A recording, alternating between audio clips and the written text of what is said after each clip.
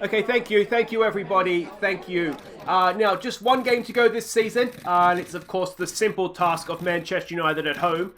So hopefully we'll put on a good performance, maybe nick a result and send the fans away with some happy memories for the summer. Now, do we have any questions? Yeah, Reginald. Yeah, Reginald, Haymaker, local reporter. Now, how does yours reflect on your season? Yeah, look, mate, if you told me back in August we'd be sitting here now, more or less guaranteed a top half finish, outside chance of Europe, having been clear of the relegation battle all season, I would have been delighted. I think if we're honest with ourselves, though, we look back on the season and we all think we could have got a little bit more. Yeah, now you've had some injuries in recent weeks. How has that affected your team? Yeah, look, it's not helped. It's not helped for sure. Jayden Bogle was a big miss for us there. And it's certainly frustrating to lose the likes of Palaversa and the Wizard for some vital games at the end of the season here, for sure. Yeah, now Kenya's finished the season in Europe. I mean, look, we've got to beat Manchester United, then hope 3 teams above us lose. So I think our best chance of finishing in Europe this season is to have our end-of-season party in France. Hi guys, I'm Aussie and welcome to Season 2, Episode 11 at Brentford as we follow in Dean Smith's footsteps. Today, it's the final episode of our first Premier League season. We're going to end the season at home to Manchester United. Then we're going to have our end-of-season awards and your chance to vote for our goal of the season in the goal of the season competition. Yeah, but let's have a quick look at how we go into this final day of the Premier League. We are essentially assured a top half finish. Things would have to go very, very wrong for Leeds to both overcome the 3 points and the 14 goal difference. So we're guaranteed top half essentially. European football is still an outside chance. It's still an outside chance. We're 3 points back of Forest with a better goal difference. Brighton and Wolves are also between us and them. Now, Brighton is in the FA Cup final against Liverpool. So we can hope that Brighton win that. That would then put another league spot in for Europe on the line. Forest are at home to Tottenham. Now, Tottenham are a much better team with their new manager, so there is a chance that Tottenham could win that one. The other one is Wolves against Leicester. Now, Wolves are away to Leicester. Leicester, again, are a decent-ish team. So, you know, if they were to take a point off of them, then that would obviously help us. All that, of course, relies on us beating Manchester United. Now, they have nothing to play for. They've already wrapped up second. They've got an insane goal difference of plus 72, but they can't win the league, and Liverpool won't overturn that goal difference. So they've got really nothing to play for. So on that, maybe we do have a chance. But it just kind of is a little bit... Yeah, it's unlikely to happen. It's unlikely to happen. Now, we do have a few injuries to catch you up on since last episode before we have a look at how we got in this situation. And there's some annoying ones, to be honest. Palaversa is out with damaged knee cartilage. It's obviously season-ending for him. Will we see him again in a Brentford shirt? I'd like to think so. I would definitely like to get him back again next season. But that's going to be up to Manchester City, isn't it? I don't know if we can afford to buy him at £21 million. And the other one that is really annoying is the Wizard, Lewis Potter. A twisted ankle. He's done for the season. He's so close to being back that it's almost worth risking him, but it's obviously not. Yeah, so we'll see him again next season. He has been really, really good for us this year, I think. From my personal point of view, the revelation of the season. All right, let's go and have a look and see how we put ourselves in this position on the final day of the season, starting with our Premier League game against Burnley. We fell behind to a well-worked set piece, and we're 2-0 down early in the second half. Farai and Lewis Potter combined to pull one back, but Burnley immediately restored their advantage. Farai and Lewis Potter combined again to get our second, before Lewis Potter's wonderful solo effort rescued a point moments later. So a stunning comeback away from home, being 2-0 down to take a point is not a bad thing. We were much, much better when we switched to 5-3-2.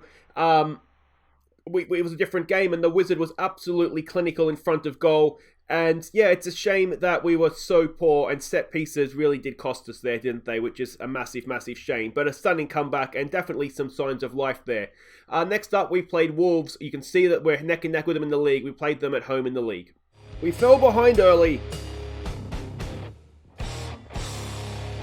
and we're 2-0 down when Adama Traore ripped us apart again. Jayden Bogle picked out Nabil Touazi to pull one back before half-time. And Marek Hamšík's wonderful pass found Dominic Thompson to rescue a point.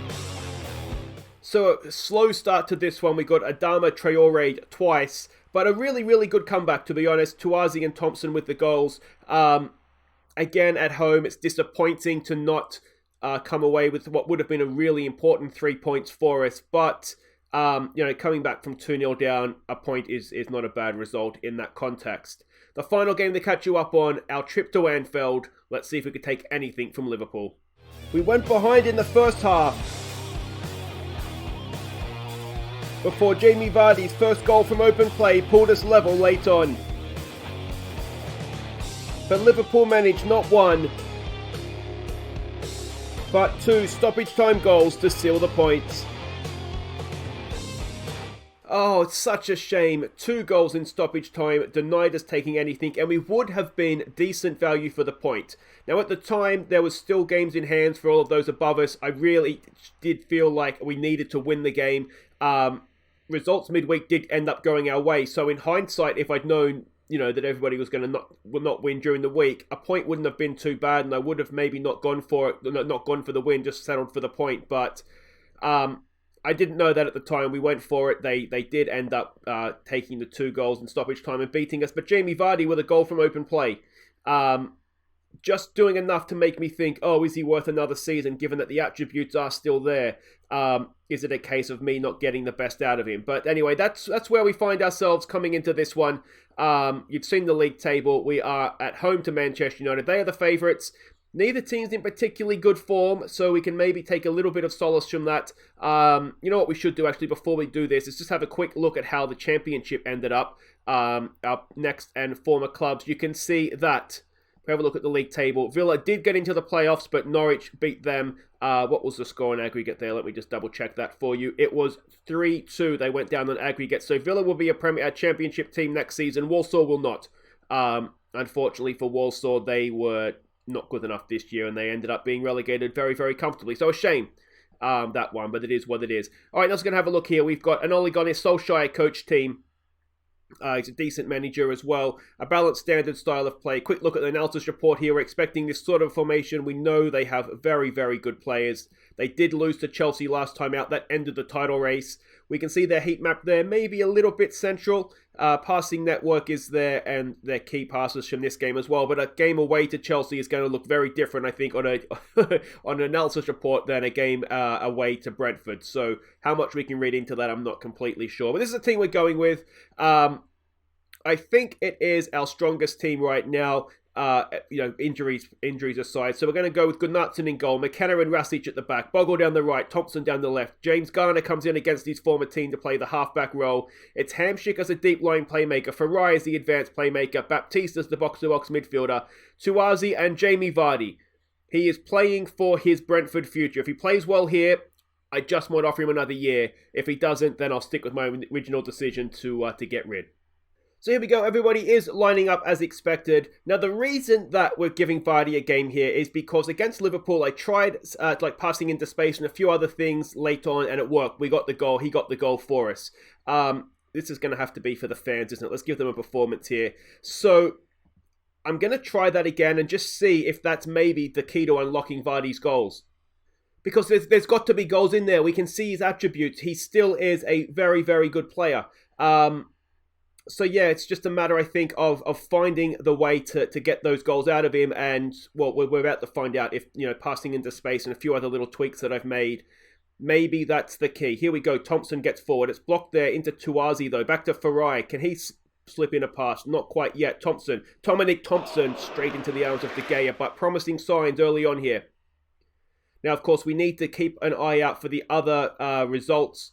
Can we nick that? Not quite. And Axel Tuanzebe brings it forward now. You should have gone back to Villa, mate. And, Jayden Bogle concedes the penalty somewhat needlessly, really. I mean, it's running away from goal. You don't need to do that. Rashford against Gunnarsson. 1-0 to Manchester United. Well, there we go. Oh, it's such a stupid penalty. You wonder what goes through players' minds sometimes, don't you? The ball is going away from goal, out. It's not even running out for a throw-in. There's no need to make that challenge there and then, and we're 1-0 down because of it. All right, here we go with a throw. Bogle, you owe us, mate. Baptiste, back to Bogle. What can he do? He goes past his man wonderfully there. Can he make up for that error? No, Rashford gets back and wins it. And not only that, finds a teammate, and are we going to find ourselves on the back of a Manchester United attack here? Longeley and Lindelof. It's a very nice central defensive partnership to say out loud. Exchange passes, but anyway, we've gone forward here. Brozovic goes forward to Axel Tuanzebe. Don't do it to me, mate. Don't do it to me. He's done really well. Ball to the back post, and Rashford has missed the sitter. Well, we've got away with one there. We might need to tell him to concentrate here. We're looking a little bit anxious, furious in the case of Thompson. And well, I mean, we've been arguably the better team here again, but the highlights have pretty much all been for Manchester United, haven't they? Rasic, Garner, out there to Baptiste. What can he do? Cuts back infield there for Hamsik. I'm really excited about the potential that Hamsik and Farai as a midfield duo might have for us. They play some nice passes. There's another nice pass, almost, by Garner. Couldn't quite get it over the defender's head, but Rasic has it. Rasic is caught in possession. And it's silly mistakes like that that continue to cost us. I'm going to take Rasic off a ball playing centre-back. I'm wondering if he's just not quite good enough at this level for it. The fact he's looking anxious probably doesn't help either. We've got a set piece to defend here. Come on, boys, get this away. We did work on attacking and defending set pieces. You wouldn't know it looking at that, of course. And we've got another highlight here as Manchester United have a throw-in. Can we win that back? We're putting decent pressure on them. But, I mean, it's all one-way traffic, isn't it? Crossing again to the back post. And again, we're running away from it there. Dominic Thompson. And Europe is looking a very long way away from us right now, isn't it? At 2-0 down at home on this final day. I mean, they score for fun, don't they? A goal difference of, was it plus 72, 73, whatever it is. So it's, what, 75-ish now. Yeah.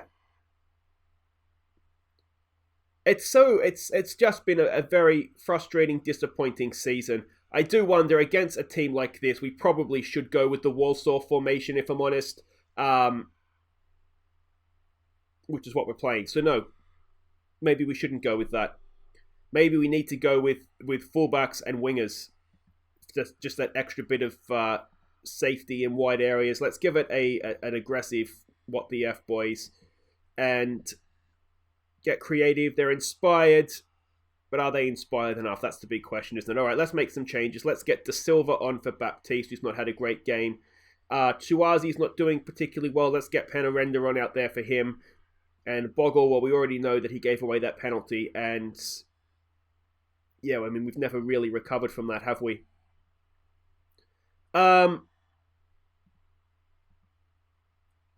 What else can we do? What else can we do? All right, let's raise this tempo. Let's hit early crosses. See if that helps us at all.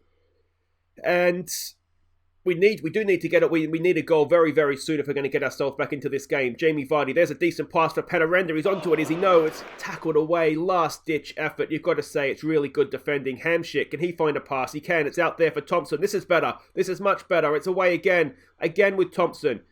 He's going to get caught in possession. Oh, we just hesitate on the ball, don't we? Ansu Fati, he goes past both our central defenders, and unfortunately for him, fortunately for us, Gunnarsson is there to make the save. We've got another highlight here. McKenna to start things. That's an interesting decision to pass it into the box with somebody with a man on him. Hamsik looks forward for Penarenda. It's picked up by Thompson. Can he slip a pass in? It is Vardy. Jamie Vardy. Oh, we can't find the back of the net. We have looked a lot better since we've gone to early crosses, haven't we? That has definitely helped. There's a corner in, but Farais is not good enough. Penarenda's there.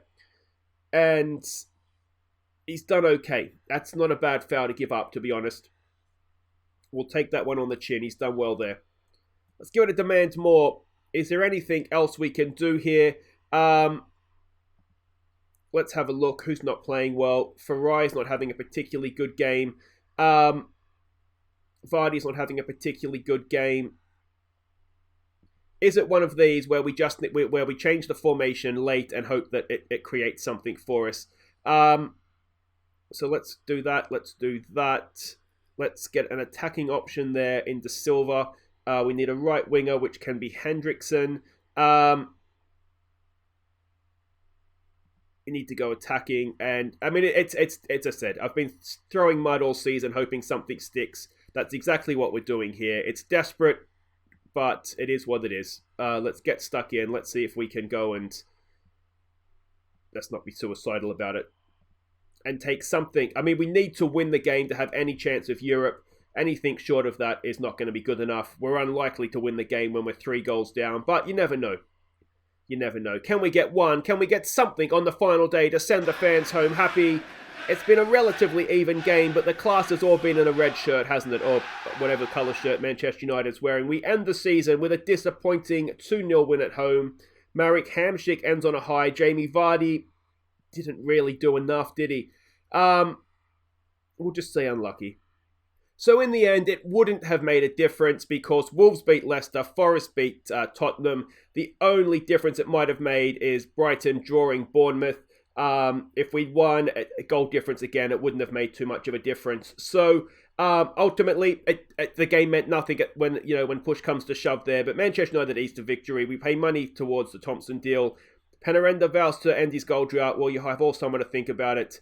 We have just under £23 million in the bank. A nice payout. We've only had to pay out $500,000 there, so that's good. Finances at the end of our first year in the Premier League are very, very solid indeed. So you'd like to think we can get a nice little transfer budget, particularly since we operated at a profit in the transfer market this season. And yeah, we can strengthen and we can go again next year. Guys, that's it for our first year in the Premier League. Let me know what you think in the comments. Top half finish, I think. It's not the worst, is it? It's not the worst. It's a shame that Forest, of course, managed by Dean Smith, who came up with us and we beat them in the league last year. They get into Europe. But, we've just got to be proud of what we did, I think. Guys, wait right there. It's time for our end of season awards. Ladies and gentlemen, it's the 2023 Brentford end of season awards. Oh, thank you. Thank you, everybody. Oh, what a crowd. Thank you. Thank you. Well, what a season that was. Our first year in the Premier League, and we gave a pretty good account of ourselves, didn't we? Unfortunately, European football wasn't to be this year. But, we strengthen, we go again next year, and we see what we can do. But I think the players, they acquitted themselves very well in the Premier League. They made the step up, and I think the only way to begin the evening is by congratulating them with a big round of applause. Well done, boys, each and every one of you. The first award this evening is the Golden Pen, awarded to this year's signing of the season. And this guy came to us on a free transfer from Borussia Dortmund. But we got so much more than we paid for with this guy. The Golden Pen goes to Manuel Ferrari. The next award is the Golden Card, awarded to the player with the worst discipline. And, well, there were a few red cards this year, but in the end, it was consistency that won out. With 7 yellow cards, the Golden Card goes to Luka Rasic.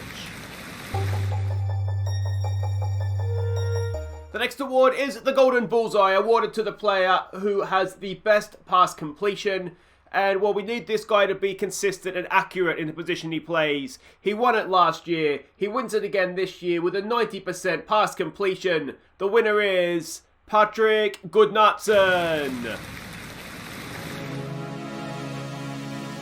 The next award is the Golden Spoon, awarded to the man who feeds the strikers, the player with the most assists. And we've already seen this guy up here once tonight. He was a revelation, an assist machine as it turns out, with 15 assists despite not being a regular starter all season.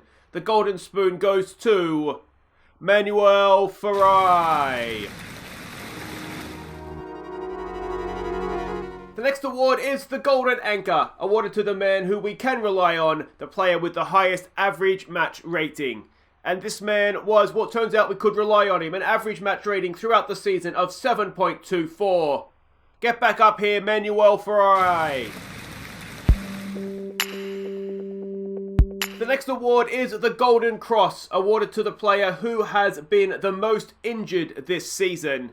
And, well, not too many serious injuries this year, thankfully, but it was a hotly contested category nonetheless. and missing 29% of the season and possibly ending his time at Brentford in the process. The winner is Jack Simpson. Next up, it is the Golden Soother, awarded to the baby of the team, this season's best young player. And, well, this guy is making himself a little home on the stage. He has a wonderful season. We've already seen him up here many, many times. Manuel Ferrari, congratulations.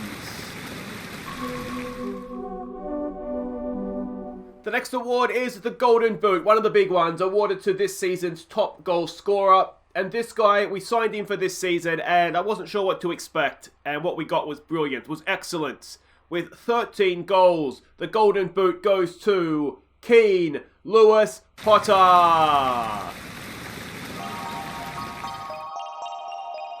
The next award is the Coaches Award, awarded to something that deserves recognition with a horse's ass. And, well, this season we signed a player and we were full of hope, full of expectation. He's almost, well, you go as far as say a Premier League legend. And this season for us, he got as many red cards as he did goals in open play. So congratulations to Jamie Vardy. You are this season's horse's ass. Now it's time for an award that means a lot to the players. It is the Viewer's Choice Player of the Season, as voted by you watching at home on YouTube. We had 4 nominees, 4 very good nominees, but there was one man who got just ahead in the voting. 50% of the vote, 50% of the trophies this evening. Manuel Ferrari, you are the Viewer's Choice. Now, before we get to announcing this season's Player of the Year, we do have to take a second to acknowledge the Team of the Year. If you just direct your eyes up to the screen, you will see that the goalkeeper is Gunnarsson. The defenders are McKenna and Rasic. The wingbacks are Thompson and Bogle. The defensive midfielder is James Garner. Your midfield is Hamsik, Palaversa and Ferrari. And the strikers are Kenneth Hendrickson and the wizard, Lewis Potter. Congratulations, boys. You've all had a really, really good season. And now it is time to award the big one, the Golden Star for this season's Player of the Year here at Brentford in our first Premier League season. And, well, again, we've had a number of good players. We've had a good season. But there's one man that perhaps did just stand out above the rest. And he has certainly stood out tonight because we've not seen enough of him, I don't think, yet. And that's just as well, because with 52% of the votes, the player of the season is Manuel Ferrari.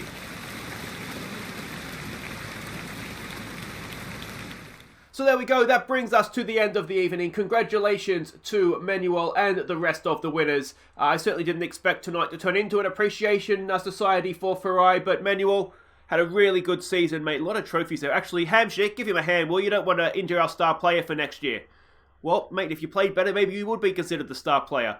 But there we go, that brings us to the end of the evening. I look forward to seeing everybody back again next season for our second tilt at the Premier League. Hopefully, we'll go a little bit closer to getting into European football. But until then, enjoy the rest of your evening. Thank you for coming out. I'll see you next season. So there we go, the Manuel Ferrari appreciation evening is concluded. I've got to be honest, he was good for us this year. I didn't expect him to clean up in so many different categories, but I think I did say, didn't I, he's underrated. I think we need to use him more, and I think that shows that the fans, that's what they want, isn't it? So he was the Player of the Year, 52% of the vote, ahead of Scott McKenna and Gunnarsson. James Garner's wonder strike against Bournemouth was the game's goal of the season. We'll get back to that in just a second. Ferrari also the signing of the year on a free. Yes, I mean, the fact he's free certainly helps, but Hamsik, Potter, McKenna, they've all got to be up there with in contention, I would say. Ferrari was the Young Player of the Year as well. Team of the season, to be honest, I don't think I would change anybody in there. Maybe up top, I don't know, Hendrickson, but he was our second top goal scorer in terms of strikers anyway, so it's difficult to argue with that as well. So I think the fans, for once, have absolutely nailed the Team of the Year. Lewis Potter was the Golden Boot winner with 13 goals. Manuel Ferrari won the Golden Anchor with a 7.24 average. Ferrari also the Golden Spoon with 15 assists. Gunnarsson continues to own the bullseye for the best pass completion. We don't give out Man of the Match awards on the night, but the Wizard with 3 of those was the winner. And the Golden Card went to Rasic, his consistency of 7 yellow cards overrode any of the red cards that Hammer, Vardy or Bogle picked up. Season in review, 10th in the Premier League, which is good. 5th round of the FA Cup in itself isn't bad, but the loss to West Ham was, of course, extremely, extremely poor. And the semi-final of the Carabao Cup, we were so close, weren't we? But ultimately just came up a little bit short there. Match of the season, our 4-1 demolition of Wigan at home, or away, I should say, at their home ground was a good performance. A 2-0 loss to Forest, that was disappointing. To be honest, the moment to forget was pretty much when we came back after the Winter World Cup. That was the moment to forget, wasn't it? Everything else just kind of fell apart from there. We sold out, which is excellent. We are, of course, expanding the stadium for next season, which will help. And I was only third in my Aussie Villain Award for most players used, 29, which is ridiculously low for me. But I think that just goes to show we didn't really have the squad depth that I was able to sort of chop and change as much as I would normally like to do. Visions and expectations meeting, work within a budget, sells players for profit. Next season, avoid relegation again. I mean, that seems fair. You'd like to think we could do that relatively easily given what happened this season, but you never want to, assume too much. The dynamics, De Silva, Baptiste and Hamsik are the team leaders, and we can see everybody else there. I think we've got a pretty good dressing room for that kind of stuff. We'll do the team meeting off of camera. Jack Simpson won, of course, the Golden Cross for most time injured, just ahead of Andy Hay and James Justin. I think that injury might actually end his career with us, to be honest. If we can get rid of Jack Smith, given that we have some other good youngsters coming through. Yeah, he was sort of signed more for as a championship player, wasn't he? End of season break, all the other ins and outs there. Excellent stuff. Now let's have a quick look ahead of next episode's summer transfer special at the squad that we have. The Gunnarsson led the way with appearances ahead of McKenna, Rasic, Bogle, James Garner. We know who the sort of the key players were that we hear all the time. I really do want to try and get Palaversa back for next season. Have a look at the players that we didn't use. Some backup goalkeepers there. Sorensen is already off. McPake is someone I think I'd like to use a little bit more next season perhaps, or maybe send him out on loan so he can develop. He's a decent player. He just may not quite be good enough. I think the likes of Simpson, of Hammer, Zamburik, I'm still not completely convinced by, and on 30 grand a week, we need to be a little bit more convinced by him, I think, don't we? James Justin, Felix, I mean, these guys were useful squad players, but, maybe we could improve. Not maybe, we probably could improve, couldn't we? If we have a look at goals, we know that the Wizard was the Golden Boot winner. It was Hendrickson, Tuazi, Vardy ended up with 5. Of those 4 of those, I think, were penalties. Baptiste. We just didn't have enough goals on the team, did we? And that is definitely where we need to improve for next season. If we have a quick look at assists, under Farai, Bogle did well, Penarenda did okay, and then again, we didn't score enough, so obviously assists aren't going to be particularly high either. And if we look at the average match ratings, Sorensen did well when he played, though I don't think he played in the league. Farai was right up there. Andy Hay is a good young player. If he can stay fit, he's somebody who could have a future with us. Outside of that, we're looking at De Silva, at Potter, Bard, James Justin. A lot of these guys played in the Cups more so than the league, though. Felix, Hendrickson, Palaversa, Garner sneaked himself in at 7, and everybody else there was just below. Hamsik, literally just below, was okay, and he settled in and became a decent player for us the longer the season went on. And that kind of wraps that up. But guys, that is it for the episode. Just goal of the season to come. Now, if you're new to the episode, or new to the series, and you're not quite sure how this works, there will be the James Garner goal plus 3 others I deem worthy of goal of the season. There's a link in the top of the description, just down below there. So click on that, go and vote for your goal of the season. We'll have a quick look at back some honorable mentions, then the 4 nominees. Until next time, guys, for our summer transfer special, I've been Aussie Villain. Thank you so much for watching. If you've enjoyed the season, don't forget to hit thumbs up. Subscribe if you're new, and I'll see you for our summer transfer special. Take care.